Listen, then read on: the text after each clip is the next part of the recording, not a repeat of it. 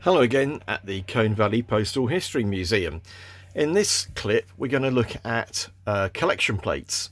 Actually we're looking here at enamel Ludlow plates, but let's swing around and have a little look at the front of a Ludlow post box. This is a George V one, and below that lovely big enamel plate you can see it's got an enamel tablet with the time of the next collection on it, and then down here is a collection times plate or collection plate CP.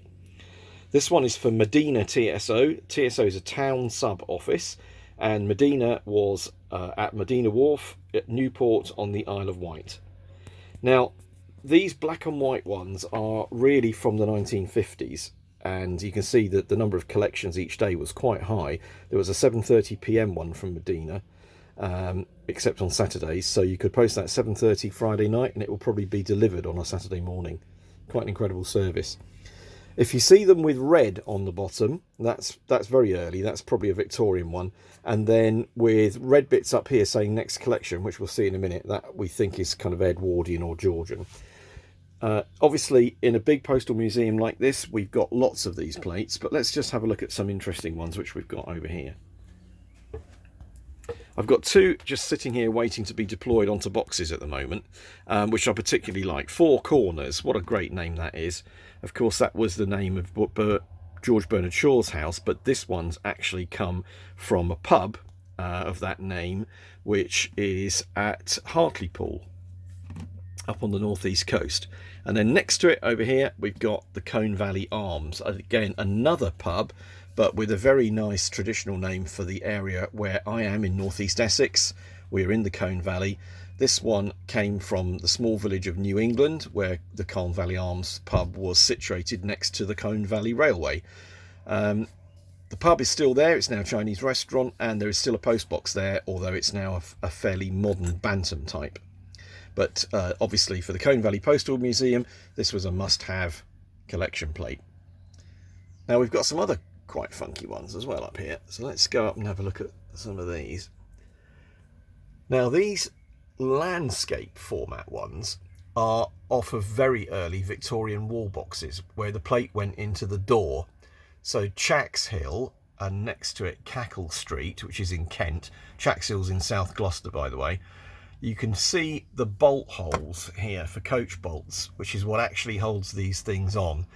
So having just said that they go in the door, these two are even earlier. These are actually bolted on to what the letterbox study group would call a WB78, but the rest of the world knows that as the Smith and Hawkes 1861 wall box.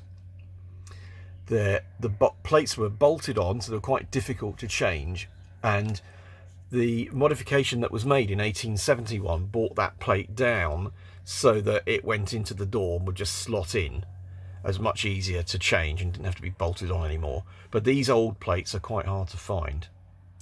And if we come across here, we've got one with the red bit on I was talking about just now, just hiding behind the rubber stamp fluid there. Look, Moorcock, but you can see the next collection in red at the top, so that's an earlier one. Later on they went, like this one here, railway station, they just went to black. That one is from Southwold, that's the Southwold Railway, and I have the full provenance of that. It was taken out of service about 40 years ago, and it stayed with the local GP for many, many years, the box and the plate.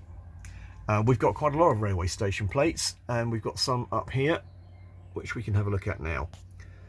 So, on the right then, St James Station in Cheltenham, on the Great Western's main line from Birmingham to Bristol, which closed to passenger traffic in the 60s and finally to freight in 1982 after a major derailment ripped up the track.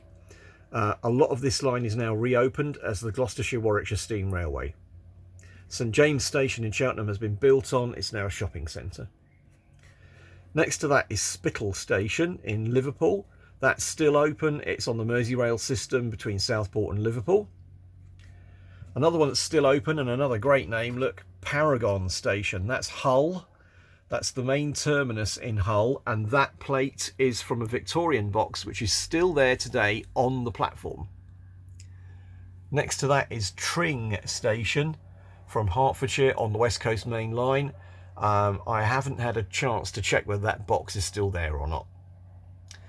And then next to that, we've got another one of those small Victorian wall boxes. Pitney, tiny little village, probably only got one post box.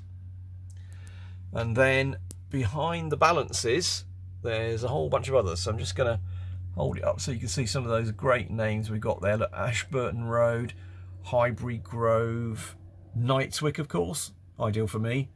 And then right down the end is, what have we got? Serpentine. That's a nice one, isn't it? Lovely name. So these plates were very important to tell people when the next collection would take place and when they could expect their letter to be delivered. And amongst all of the other bits of enamel that you can see in this museum, I think the collection plates are some of the nicest things to look at, along with some of these other little enamel signs which have been fitted to letterboxes over the years, telling you that you shouldn't post valuables, but you should take them to a post office and register them. Look at that. Aren't they gorgeous? And also some of the other smaller ones which were fitted to stamp vending machines, telling you not to use damaged coins, or that you need to insert 2 pennies so that you get a tuppenny stamp coming out. Also got a really nice one of those over here. I must show you this. Let's just pull it out from where it is. So look at this. This is enamel on iron. Postage stamps 1 penny. Insert 1 penny in the slot above. But if we turn it over, oh, it's got some blue tack on it. Should take that off, shouldn't I? Look at that. 2 penny on the other side. So this is a double-sided enamel that could be deployed according to which machine was in use. And I just happen to think that is one of the nicest things in the museum. So there we go, a little bit about enamel for this instalment. Do come back and watch some of the other videos. We'll be updating them regularly during the lockdown period.